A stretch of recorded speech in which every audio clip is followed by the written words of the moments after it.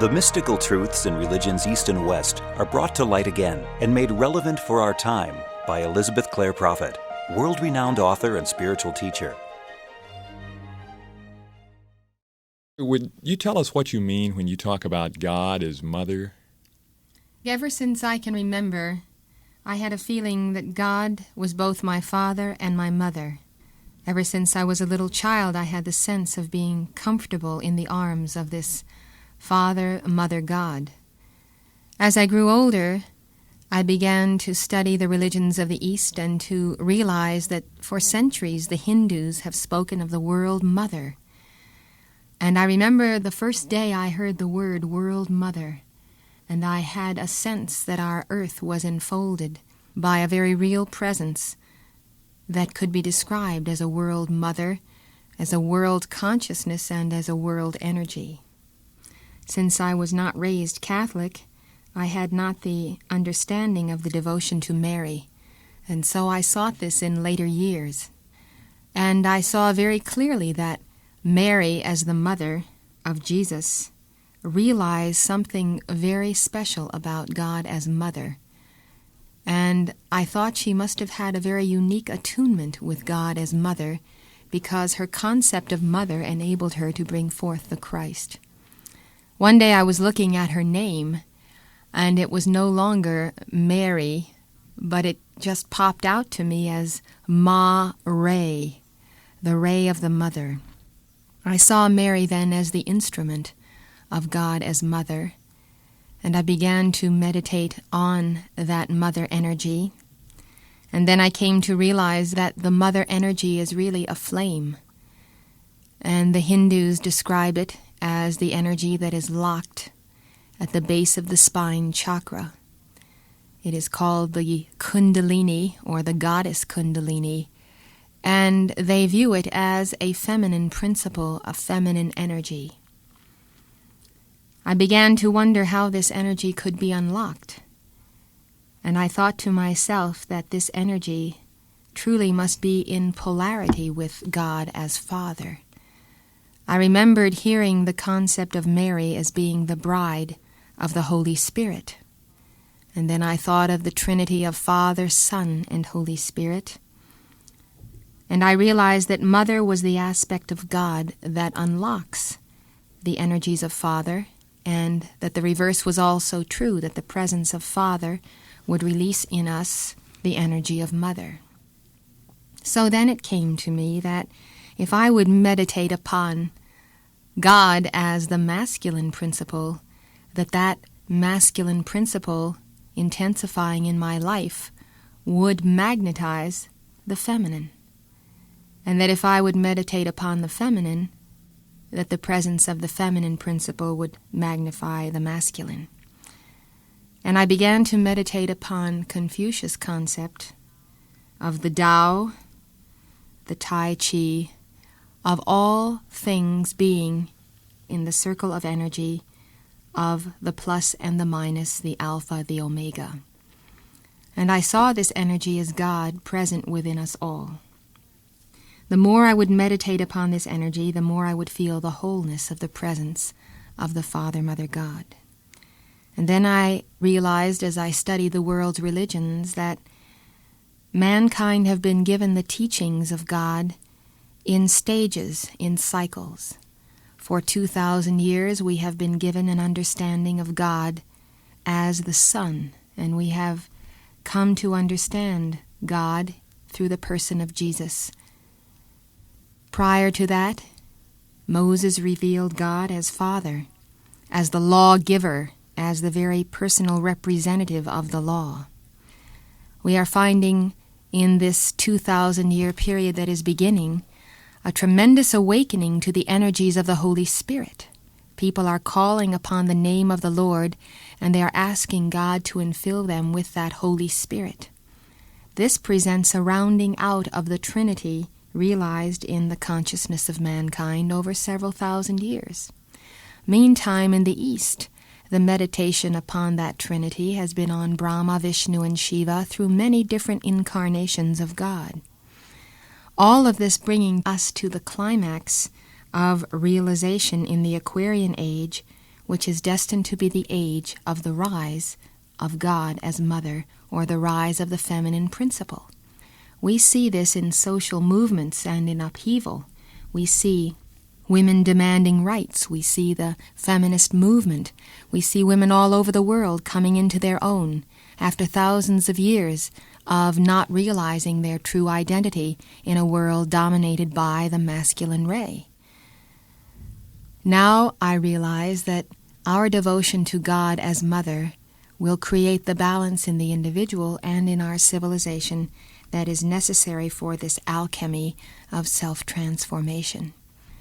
And so through all of this wondering and this meditating on God and this discovering, I have decided then that my calling must be to expand the flame of God as mother so that everyone on earth could do the same, so that woman could realize her role, and so that man could realize his role in this perfect balance of the divine union. What role does the mother play in man? I've heard you talk about the divine feminine. What do you mean by that? That's a very important question. All of us have within us that point of divinity that is the threefold flame in the heart. And that, we know, is the point of realization of the masculine elements of the Trinity, Father, Son, and Holy Spirit. Now, all of us also have a feminine point of contact, and that point of contact is the soul potential of being. What is the soul? The soul is that substance of identity which has come forth out of spirit, or out of the I am that I am.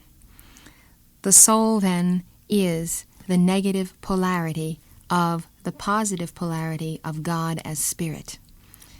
The soul is our opportunity to realize God. The soul that sinneth, it shall die. But the Gita says, never the Spirit was born, the Spirit shall cease to be never. We find that there is a permanent atom of being, which is Spirit. There is a non-permanent atom of self, which can become permanent through the reuniting with that self that is Spirit. So the soul is our consciousness here on earth, here evolving in time and space. And in terms of the polarity of being, the soul in man and woman represents the feminine principle. And in terms of that polarity, the spirit, or the I am presence, which we've been talking about, always is the polarity of the masculine. So everybody is both masculine and feminine at the same time. We are all masculine and feminine in potential, and whether we are male or female in this incarnation, the goal of life is to balance these forces. And when we balance these forces within ourselves, we then are able to become one with the cosmos, one with the whole. Sounds like you're talking about a holy family. Well, when you put the two together, when you have the balance of the Spirit of the living God and the soul in union with that Spirit, the fruit of the union is the birth of the Christ consciousness. Well, today there seems to be a great deal of attack on the family. How would you explain that in light of what you just talked about? Well, it's interesting now that we're in Gemini, the sign of twins, and I always think of the Gemini twins as the twins of Alpha and Omega, the beginning and the ending. Alpha and Omega are simply synonymous terms for the Father, Mother, God, the masculine, feminine polarity of the cosmos. We find that this whole is the source of harmony, joy, bliss, cosmic consciousness, and happiness.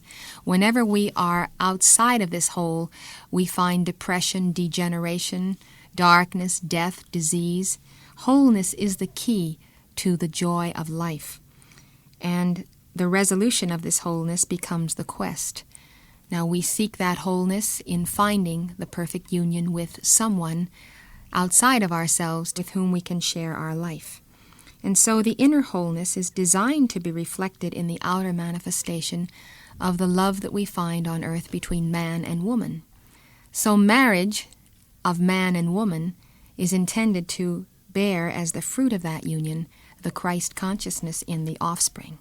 The Holy Family, which was illustrated by Jesus, Mary, and Joseph, is the example of the Trinity manifest in the persons who play the roles of the various aspects of the Trinity and of the Mother. Family life, then, is the foundation not only of the Piscean age, but of the Aquarian age. And the destruction of the family is the attack against these twin flames of Gemini, of the wholeness of the Father, Mother, God. If this force field of our consciousness can be destroyed, then we are left separated and incomplete beings. And so we need to guard the family, and we need to realize that the family becomes a crucible for the testing of our souls on the path of initiation. Does this mean that one can't find wholeness outside of the family? No, it means that one may choose to find wholeness within oneself through the polarity that God has placed within being, or one may choose to find that wholeness in the love experience of man and woman having together the goal of creation in life. How would you relate these matters to the dilemma of young people today in deciding how to live their lives in regard to love and family and so forth? Well, I think everyone needs to realize that in addition to creating the soul and the spirit as points of identity, that God has given to us, each one, a twin flame, a counterpart.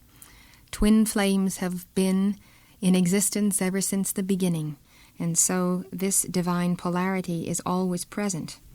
Everyone who is listening can know, then, that somewhere in the cosmos is the other half of that whole that represents the Father, Mother, God. All life, then, is a series of initiations whereby we are walking the path with Christ and Buddha to return to that wholeness which we share with someone somewhere. In the interim, in the balancing of our karma and moving in the cycles of life, we may marry, we may have relationships which are beautiful and fulfilling, but are not the ultimate relationship. Thus, God has ordained marriage as the matrix for the working out of this polarity of being. I would tell young people then that it is important to realize that the bringing forth of the Christ consciousness, whether in children or in a creative work, in a career, or in something that becomes the dedication of one's life, is the purpose of this energy which we are given, this creative life force. Thank you very much for some very interesting instruction. This is a presentation of the Summit Lighthouse, an international spiritual organization dedicated to universal enlightenment. Founded in 1958, the Summit Lighthouse is a beacon of truth to thousands worldwide and a leader in New Thought spirituality.